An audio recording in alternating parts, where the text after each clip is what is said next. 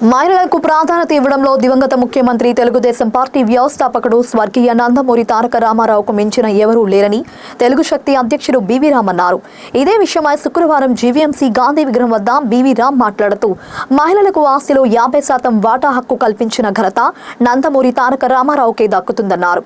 ఇప్పుడు తాజాగా తెలుగుదేశం పార్టీ జాతీయ కార్యనిర్వహణ అధ్యక్షుడు నారా లోకేష్ మహిళలకు 33% రిజర్వేషన్లు కల్పించడం ద్వారా తాతకు తగ్గ మనవడుగా గుర్తింపు పొందారు అన్నారు.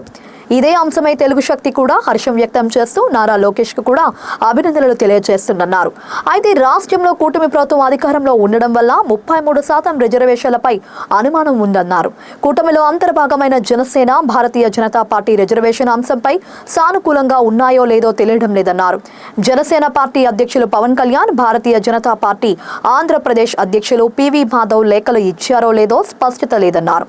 అనేక మందిలో ఉత్పన్నమైన అనుమానాలను కూటమి ప్రభుత్వంలో కీలకమైన లోకేష్ లేదా పవన్ కళ్యాణ్, పివి మాధవ్ నివృత్తి చేయాలని రామ్ డిమాండ్ చేశారు. ఎన్టీఆర్ వారసుడు జూనియర్ ఎన్టీఆర్ అని, ఆంధ్రప్రదేశ్ రాష్ట్ర ముఖ్యమంత్రిగా భవిష్యత్తులో జూనియర్ ఎన్టీఆర్ అవుతారని తెలంగాణ ముఖ్యమంత్రి రేవంత్ రెడ్డి అన్నారని తెలుగు శక్తి అధ్యక్షులు బివి రామ్ అన్నారు. ఇదే మాటను తాను కొద్ది రోజుల క్రితమే చెప్పానని ప్రస్తావించారు. అందరికీ నా ఉదయపూర్వ నమస్కారాలు. ఈరోజు గాంధీ గారికి దండి వేయటానికి ముఖ్య కారణం, గాంధీ గారు ఏదైతే చెప్పారో చెడు వినకు, చెడు చూడకు, చెడు మాట్లాడకని.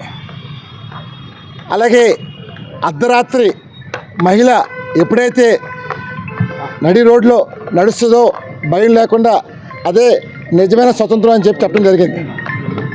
ఈరోజు నేను ఒకటే చెప్తున్నా, లోకేష్ గారు ఏదైతే మొన్న తెలుగుదేశం పార్టీ జాతీయ వర్కింగ్ ప్రెసిడెంట్గా 33% మహిళా బిల్లు ఏదైతే వేస్తారన్నారో దాన్ని తెలుగు శక్తి స్వాగతిస్తున్నాం.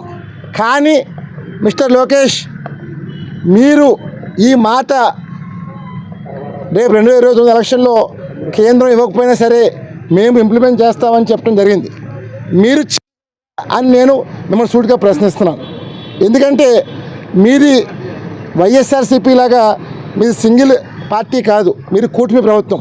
అంటే జనసేన, బీజేపీ, తెలుగుదేశం పార్టీ ముగ్గురు కలిసి మీరు 15 సంవత్సరాల పాటు మేము కూటమిగా ఉంటామని చెప్పారు. మరి ఈవేళ మీ మిత్రపక్షాలైన జనసేన అధినేత పవన్ కళ్యాణ్ మీకేమైనా లెటర్ ఇచ్చారో అడుగుతున్నాను. ఏది 30% యాక్సెప్ట్ చేస్తాను. అలాగే బీజేపీ స్టేట్ ప్రెసిడెంట్ మాధవ్ గారు ఏమైనా లెటర్ ఇచ్చారో అడుగుతున్నాను. ఎందుకంటే ఇచ్చినట్లయితే జనాలు అనుమానం కలుగుతుంది, ఇది మీ సొంత నిర్ణయమా లేకపోతే కూటమి 3 పార్టీలు తీసుకున్న నిర్ణయమా జనాలు తెలియాలని చెప్పి తెలుగు శక్తి లోకేష్ మనవి చేసుకుంటున్నాం. ఎందుకంటే 20 గంటల టైం ఇస్తాను. ఇప్పుడు టైం 11 అయింది. రేపు 11 గంటల లోపల లోకేష్ గారు జనసేన పార్టీ, బీజేపీ ఇచ్చిన లెటర్స్ని ప్రొడ్యూస్ చేయాలి. ఆర్ జనసేన అధినేత పవన్ కళ్యాణ్తో కానీ, బీజేపీ రాష్ట్ర అధ్యక్షుడు మాధవ్తో కానీ చెప్పించాలి. ఏమని, మేము 33%కి మేము ఆమోదిస్తున్నాం అని చెప్పి మీరు చెప్పించాలి. లేని పక్షంలో మీ మాటకి క్రెడిబిలిటీ ఉండదని చెప్పి మనం చేస్తాం. ఎందుకంటే సింగిల్ పార్టీ అయితే మీరు చెప్పినా మీ జనాలు నమ్ముతారు. ఇది కేంద్రం ఇవ్వకపోయినా పర్లేదు, మీరు తీసుకునే దాంట్లో బీజేపీ పార్టీ ఉంది. బీజేపీ పార్టీ కేంద్ర ఏదైతే నాయకత్వం ఉందో, కేంద్ర బీజేపీ సెంట్రల్ ఆఫీసు వాళ్ళు ఇవ్వాలి క్లియరెన్స్. వాళ్ళు ఇవ్వకుండా బీజేపీ వాళ్ళు చెప్పడానికి లేదు. అందువల్ల ఒక స్టేట్మెంట్ ఇచ్చే ముందు మీరు గతంలో చంద్రబాబు నాయుడు ఎలాగైతే ఆంధ్రప్రదేశ్ విభజించమని చెప్పి ఎలాగైతే లెటర్ ఇచ్చారో ఆ లెటర్ బేస్ చేసుకొని రాష్ట్రం విడిపోయింది.